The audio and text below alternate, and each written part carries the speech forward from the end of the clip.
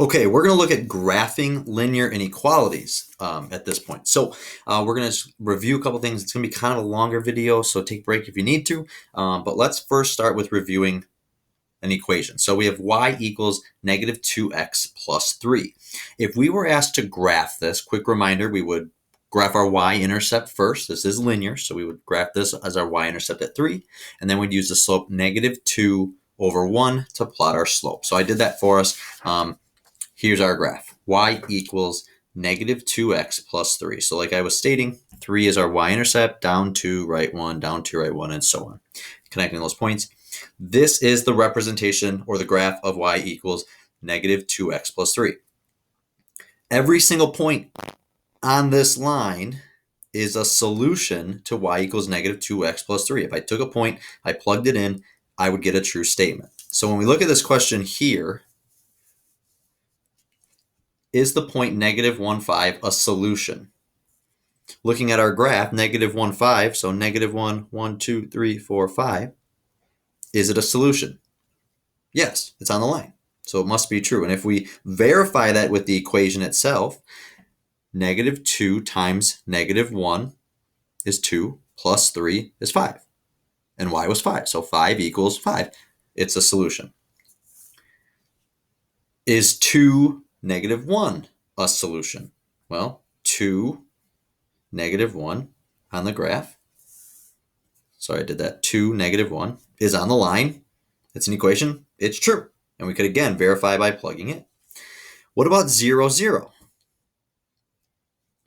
Well, looking at our graph, does our line go through 0, 0? It does not. 0, 0 is not a solution to the line. So for an equation, it has to be a true statement to be on the line. So a couple ways to check that, either visually with the graph or with the solution. So how does this change when it's an inequality? And I lost my graph.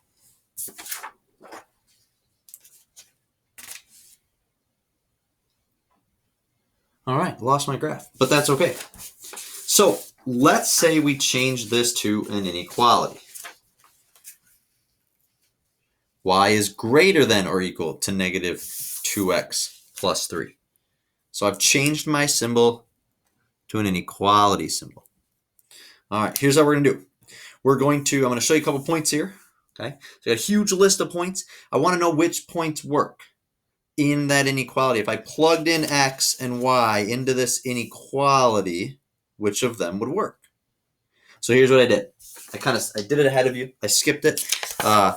And I have the graph here. So I still have the same line. Start at 3, down 2, right 1, down 2, right 1, and so on. But notice what I did here. I took all of those points I just showed you, and I plotted the ones that worked. I put the ones that made the inequality true. I plotted them on the graph. For example, let's grab this one right here. This is the point 2, 2. 2 is y. So 2 greater than or equal to negative 2 times x, which is 2, plus 3. 2 greater than or equal to negative 4 plus 3 is 2 greater than or equal to negative 1.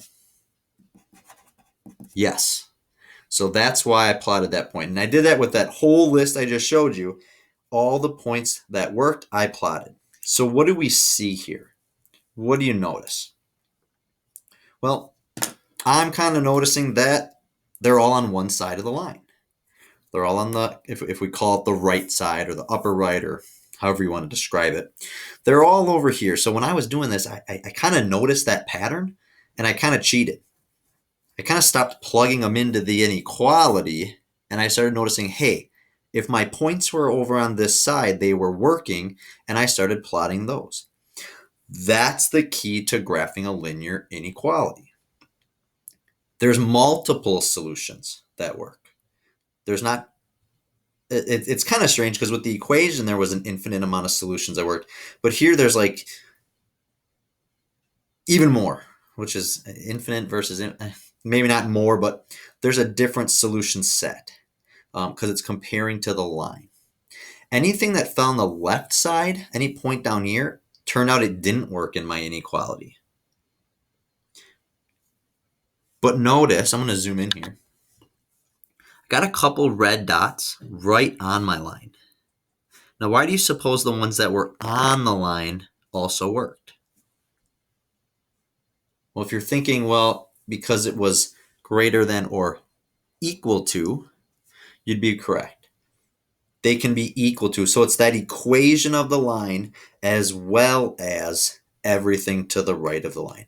So that's how we kind of transition from graphing linear equations to graphing linear inequalities. There's a bunch of points that work, and we need a way to describe those points or showcase those points. So we're going to look at this, graphing linear inequalities. So this is kind of the nuts and bolts of how to represent this inequality. So step one, make sure the equation is in function form, y equals. If not, solve for y. Now, when we say y equals, that's just kind of helping us with the graphing piece. We know it's an inequality, but visualizing that y equals mx plus b just helps us find the line that we're graphing. Now, here's a kicker. Step two, we're going to plot it as if it said y equals. However, we're going to plot a solid line if it's a less than or equal to or greater than or equal to. Let's stop and think about that for a second. If it's equal to, those points on the line work. So an infinite amount of points on the line is going to create that solid line. It's very similar to filling in the circle when we plotted inequalities on the number line.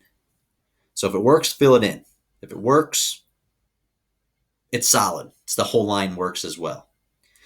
If it's a less than or equal to, which in a number line would be an open circle, we kind of want an open line. Those points don't work.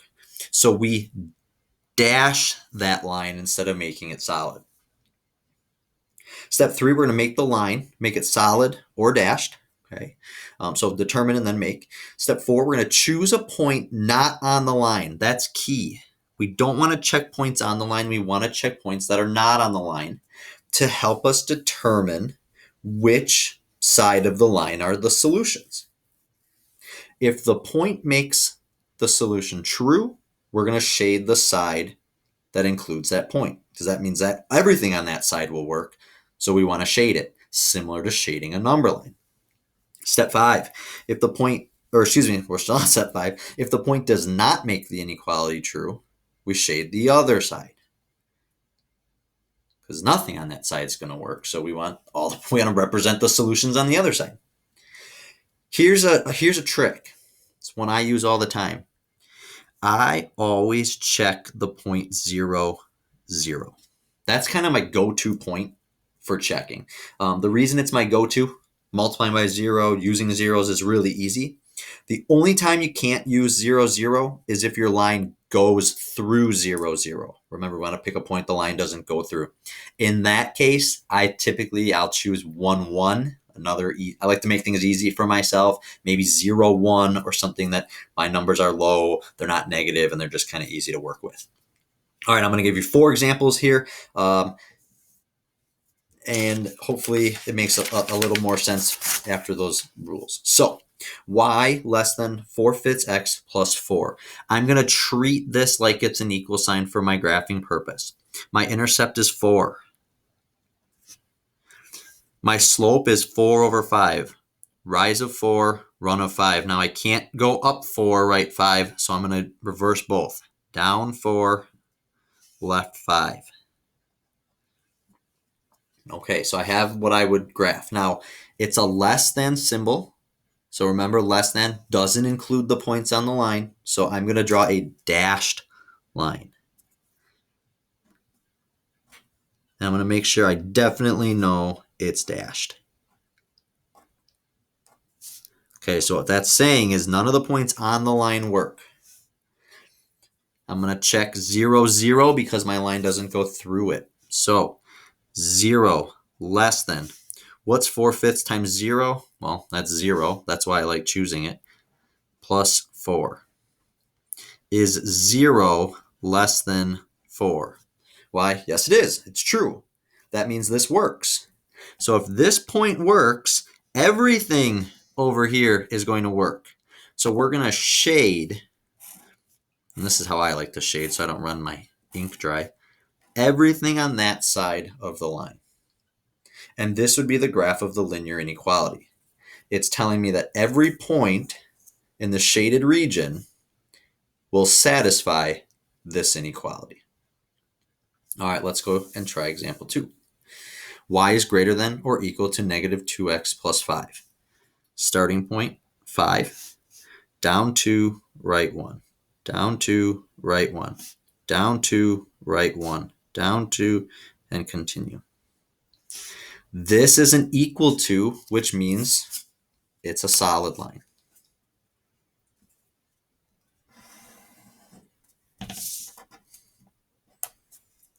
Okay, now again, I don't go through 0, 0, so I'm going to check 0, 0.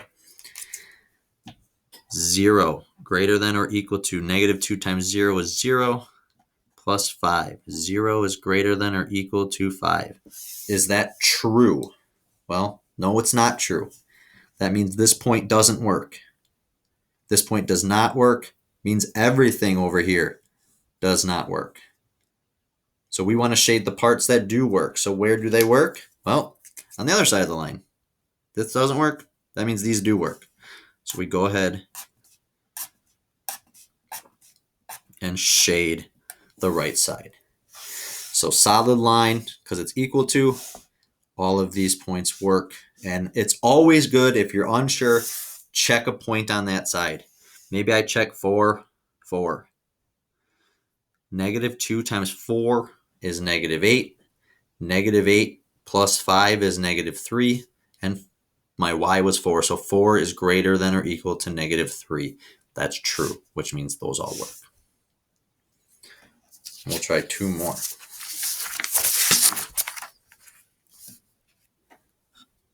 X is less than negative 2. Love this one.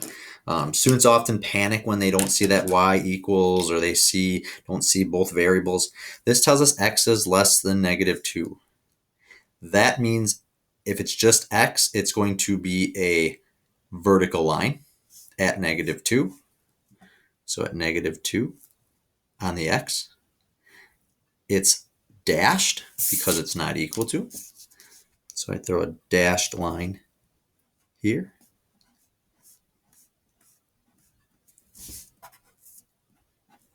And where are my x values less than negative 2?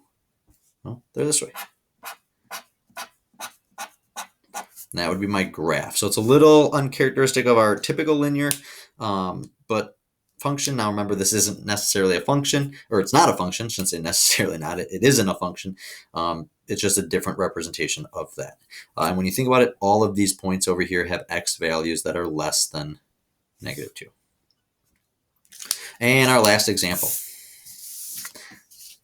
X minus 4y is less than 12. All right, not in linear form, okay? If you go back to step 1, make sure the equation is in function form. If not, solve for y. So we're going to go ahead and do that. I'm going to do that on a separate piece of paper. So x minus 4y is less than 12. Subtract x. Negative 4y is less than, I'm going to rearrange it to negative x plus 12. So I get that mx plus b form. Divide by negative 4. Now, if you recall from our maybe a video ago or 2 videos ago, when we divide by that negative, we have to switch our sign. So instead of less than, it's going to be a greater than. Y is greater than. Negative x divided by negative 4. Negatives cancel. I'm left with x over 4, or 1/4 x. 12 divided by negative 4 is going to be negative 3. So this is the inequality that I want to now graph.